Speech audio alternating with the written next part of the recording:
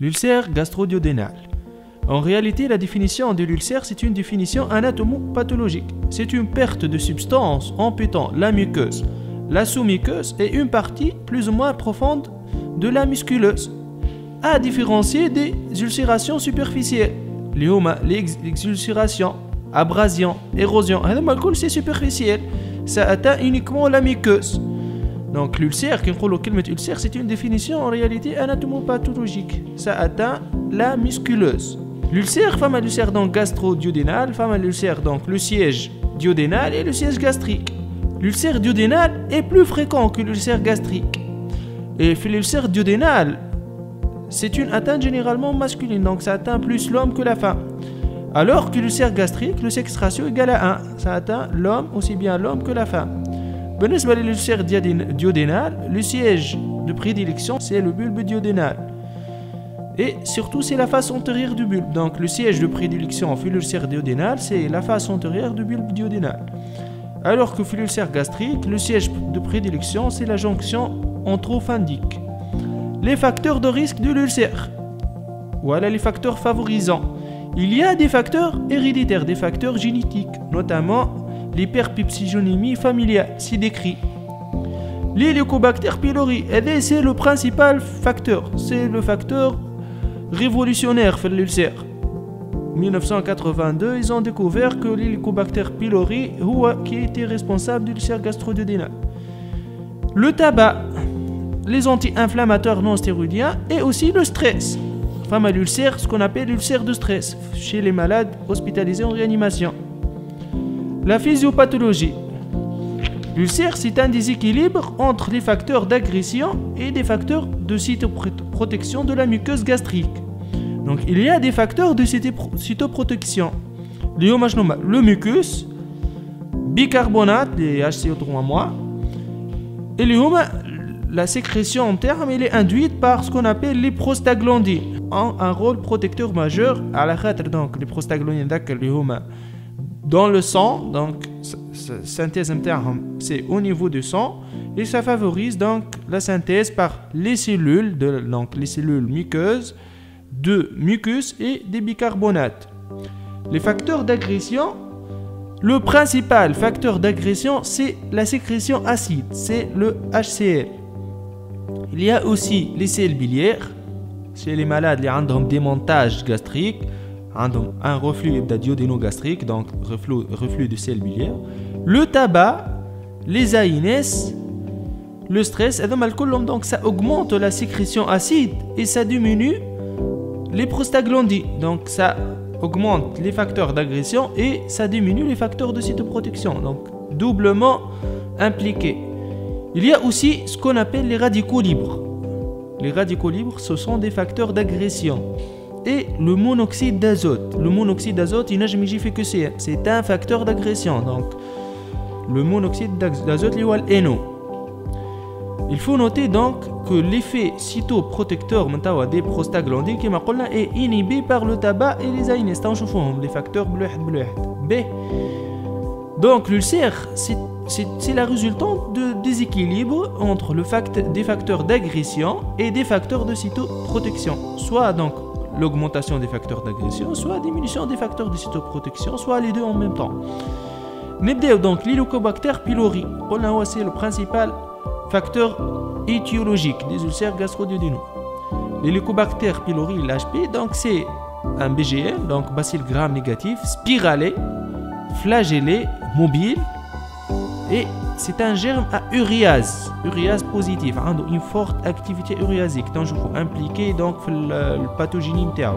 Donc très important à apprendre les caractères de l'Helicobacter pylori, le bactériau. Le réservoir, c'est l'homme, c'est un germe dont le réservoir est strictement humain. J'ai fait que c'est aussi. La transmission, c'est une transmission oro-fécale ou oro-orale, généralement chez les enfants, à l'âge donc de l'enfance, on attrape l'HP. L'Helicobacter pylori, donc, la localisation de prédilection interne, c'est en général, il se niche au niveau de l'épithélium de l'antre au niveau de l'estomac. Il faut savoir que chez 70% des ulcéreux gastriques, ils sont HP positifs. Donc 70% des ulcères gastriques sont dus à l'HP. Et que 90%, même plus, sont dus, des ulcères duodénaux, sont dus à l'HP. Donc, dans le il est systématiquement, on cherche, donc, l'ulcère gastrique, il y a 70%, donc il y a une part plus importante, 30% HP négatif, donc on doit chercher l'HP, l'ulcère gastrique. Par contre, l'ulcère duodénal tellement fréquent, 90% même plus, qu'on ne cherche pas, qu'on traite systématiquement les patients comme HP positif. Un point très important, l'Helicobacter pylori, la localisation de l'Helicobacter pylori. Il y a deux cas de figure. Il y a un cas où ce qu'on appelle l'Helicobacter pylori va déterminer le statut hyper ou hyposécréteur de l'acide du patient. Et c'est dépendant. Ça dépend de la souche et des facteurs individuels. Donc la topographie de la gastrite à HP, ça dépend de la souche de l'Helicobacter pylori, du germe, et d'autres facteurs individuels. Il y a des individus qui vont développer une gastrite antrale. Donc, l'HP va se localiser au niveau de l'antre. Il y aura une destruction des cellules D. Il y aura un rôle elle sécrète la somatostatine. La somatostatine, elle inhibe donc la sécrétion de la gastrine. Et donc, diminue la sécrétion de l'acide gastrique, donc l'HCl. Donc, chez ces individus, il y a une destruction des cellules D. Donc, par conséquent, il y aura une hypersécrétion acide. Donc, ces individus sont des hypersécréteurs acides.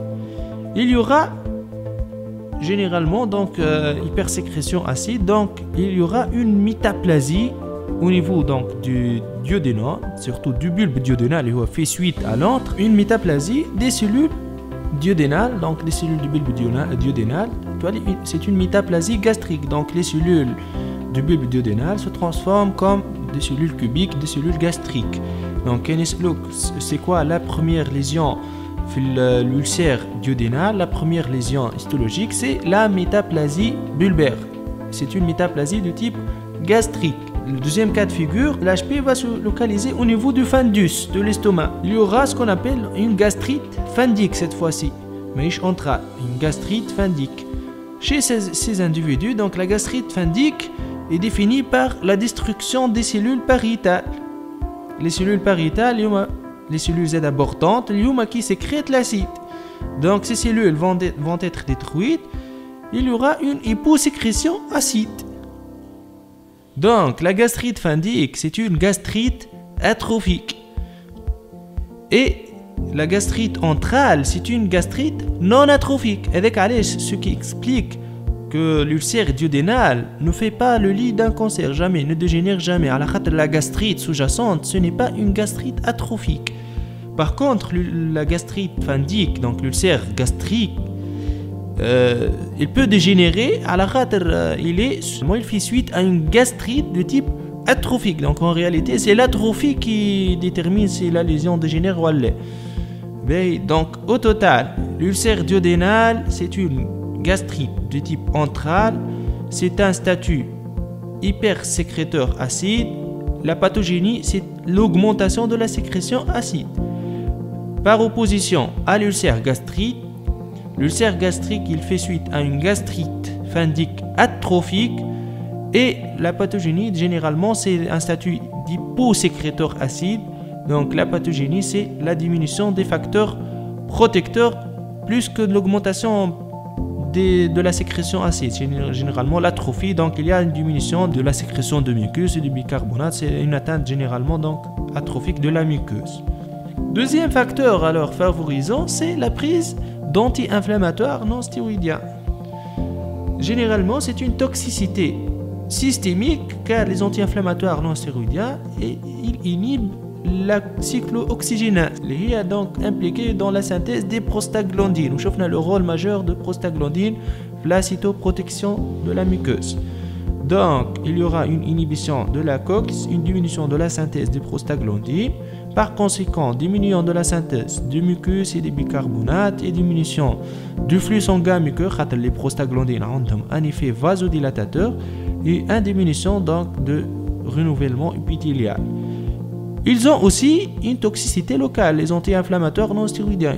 Ça altère la perméabilité membranaire. Donc il y aura une rétrodiffusion des ions H+. Donc l'aspirine et les AINS ont une double toxicité, une toxicité locale et surtout la toxicité systémique. Il y a la part majeure, donc c'est par diminution de la synthèse de prostaglandine. Z a noté bien que les anticox-2, les huma comme le célocoxib, ils sont aussi agressifs sur l'estomac. Ils sont aussi gastrotoxiques, donc ils ont une certaine toxicité. Mais elle est moindre que les ANS inhibiteurs de COX-1. Le tabagisme, donc le tabagisme, c'est le troisième facteur, diminue la synthèse des prostaglandines, et surtout, il faut noter que le tabac, il retarde la cicatrisation de l'ulcère. Tant je vois à fait de traitement, c'est un parmi les facteurs d'échec thérapeutique. Cliniquement, il faut savoir que la douleur ulcéreuse typique, c'est une forme qui n'est pas la plus fréquente. Généralement, moins que 40%. Donc, en général, on a les formes atypiques plus que la forme typique. La forme typique, c'est généralement la douleur ulcéreuse typique, c'est une douleur de type crampe ou torsion, ce qu'on appelle faim douloureuse. L'intensité est variable, le siège souvent épigastrique, mais ça peut irradier parfois au dos. Donc, c'est le forme atypique, GIF, le QCM, donc peut irradier au dos, oui. Deux caractères fondamentaux, la rythmicité et la périodicité. La rythmicité, c'est une douleur généralement postprandiale tardive, donc 2 à 3 heures après le repas, jusqu'au repas suivant. Elle se calme avec le repas suivant. D'où l'appellation une douleur rythmée à 3 temps. À 3 temps en rapport avec les 3 repas, bien sûr. Donc ça se calme entre les repas, ça se calme lors du repas et s'aggrave entre les repas. Caractéristique majeure, c'est une douleur réveillant le malade au cours de la deuxième moitié de nuit. Deuxième caractère fondamental, la périodicité dans l'année. Il y a donc des épisodes douloureux durant plusieurs semaines pendant lesquels le malade il souffre tous les jours. Et il y a des périodes de rémission totale où il ne souffre pas. C'est une régularité donc saisonnière. Un élément évocateur, c'est le jeûne du mois de Ramadan. Quand le patient donc c'est généralement qu'il a un ulcère. C'est-à-dire il y a des douleurs épigastriques typiques, c'est la douleur de l'ulcère. Question est-ce que la sensibilité épigastrique est en faveur de l'ulcère? Non. La sensibilité épigastrique n'est pas en faveur de la douleur ulcéreuse. Il faut toujours, devant un patient qui présente des épigastralgies typiques donc de l'ulcère ou non, il faut interroger le patient s'il y a le facteur donc le tabagisme, la prise donc d'AINS, et à l'examen toujours faire le toucher rectal devant des crises douloureuses d'ulcère. À la recherche d'une complication, il faut faire le toucher rectal à la recherche d'un saignement, d'une hémorragie digestive. Les formes donc les plus fréquentes qui m'ont c'est les formes atypiques. La douleur peut siéger au niveau de l'hypocondre gauche, l'hypocondre droit, peut être à type de brûlure, de gêne postprandiale, de syndrome dyspeptique, l'absence de rythmicité ou de périodicité, l'intensité, ça peut être une douleur mineure ou une douleur très très importante, donc les formes hyperalgiques, ça existe. Notez bien, pas de relation entre le reflux gastro-œsophagien et l'ulcère, deux pathologies totalement indépendantes.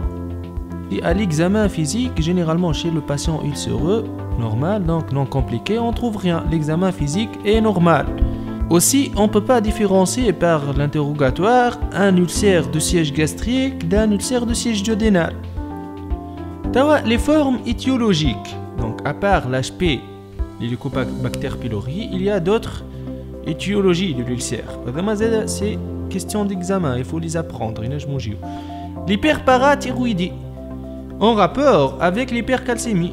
L'hypercalcémie, ça stimule la sécrétion de gastri. Donc chez les patients qui ont hyperparathyroïdie primaire, tant que fois fait l'hypercalcémie, généralement ils ont des ulcères. Le syndrome de Zollinger-Ellison, SZE. C'est une question d'examen classique. En général, en rapport avec une tumeur endocrine sécrétant la gastrie. Cette tumeur, je me trompe, pancréatique. Le plus souvent, elle est du siège pancréatique ou du siège duodénal. Et c'est en rapport avec un gastrinome malin dans 2 tiers des cas. L'ulcère, généralement, c'est un ulcère multiple. Donc, il y a plusieurs ulcères sévères et qui résistent au traitement médical, c'est-à-dire à la trithérapie. De siège inhabituel, c'est un ulcère très distal, donc au niveau du duodénum, généralement des deux, même au niveau de l'intestin, du jejunum, parfois au niveau de l'œsophage. Et c'est un ulcère qui se complique fréquemment, donc par des complications hémorragiques. C'est un ulcère qui s'associe à une diarrhée chronique. C'est une diarrhée volumogénique, diarrhée par l'hypersécrétion gastrique. Donc, toute association ulcère avec diarrhée, il faut toujours penser au syndrome de Zollinger-Ellison. Le diagnostic positif, en général, on trouve une hypergastrinémie basale et le test à la sécrétine est positif. Attention, il faut par opposition à l'hyperplasie des cellules géantrales. Ce test à la sécrétine, il est négatif. Bien sûr, le syndrome de Zollinger-Ellison, il faut donc connaître la tumeur sous-jacente. Il faut chercher la tumeur par le scanner abdominopelvien et l'écho-endoscopie surtout. Donc 2 examens. Aussi, la maladie de Crohn, donc des ulcères. La maladie de Crohn touche tout le tube digestif, la maladie de Crohn. Les lymphomes gastriques peuvent donc s'accompagner, surtout les lymphomes de type Malte, les lymphomes gastriques type Malte. La tuberculose aussi, c'est décrit. Il y a une pathologie qui s'appelle la mastocytose, donc il y a une hypersécrétion de l'histamine. Attention, l'histamine, il stimule la sécrétion de l'acide gastrique, de l'HCl. Donc la mastocytose tati des ulcères par le biais de l'hypersécrétion acide ou tati des diarrhées. Donc tawa ulcère plus diarrhée, donc 2 étiologies, le syndrome de Zollinger-Ellison et la mastocytose. L'hyperviscosité sanguine aussi, la maladie surtout de Vaquès, les syndromes myéloprolifératifs et la consommation de cocaïne. Donc, les formes étiologiques généralement HP-. Mais donc chez quelques patients ont une ulcère HP positif, on éradique l'HP, mais l'ulcère diaphragme موجود وقتها نفكروا donc في les étiologies هذوما.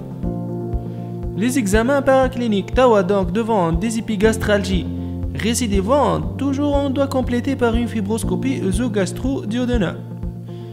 Donc mention qui est dans des épigastralgies, bien sûr il faut éliminer un ulcère perforé. C'est une contre-indication à la fibro. On réalise donc la fibroscopie.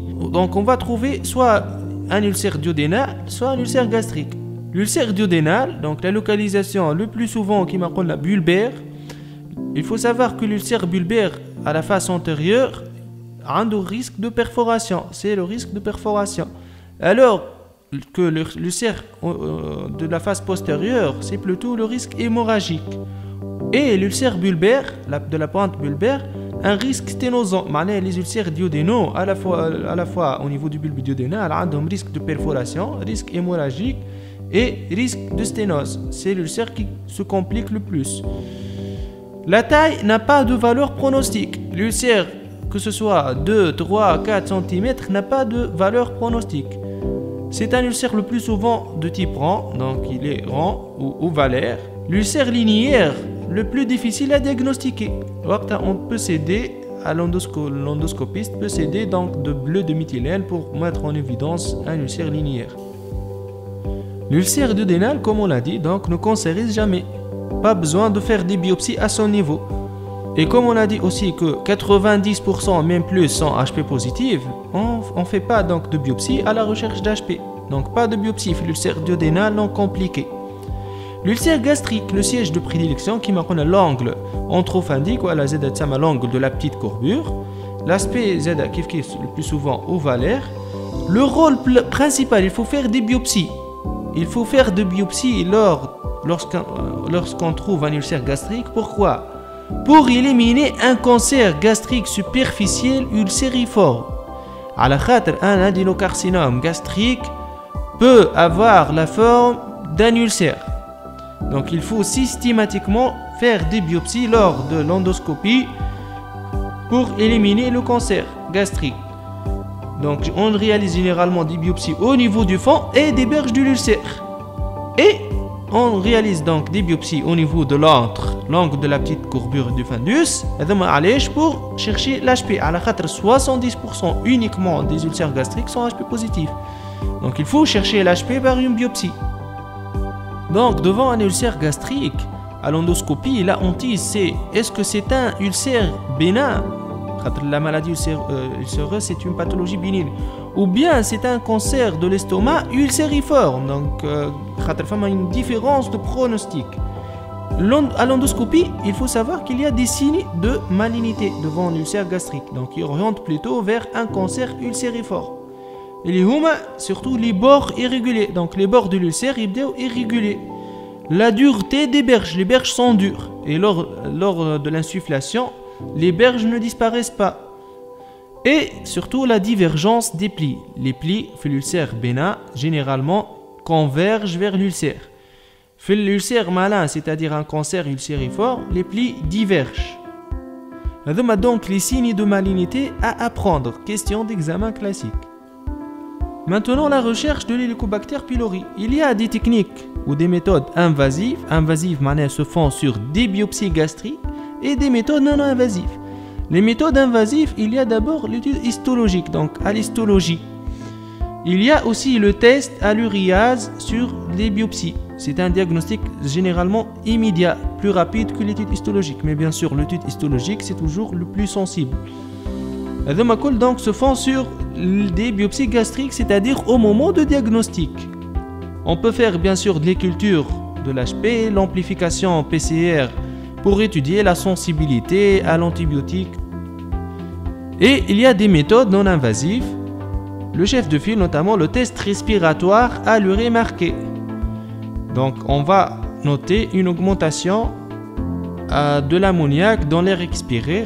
Donc le patient, il a l'HP, s'il a le HP, il y a l'uréase qui transforme l'urée inhalé en ammoniac, et l'ammoniac va être expiré.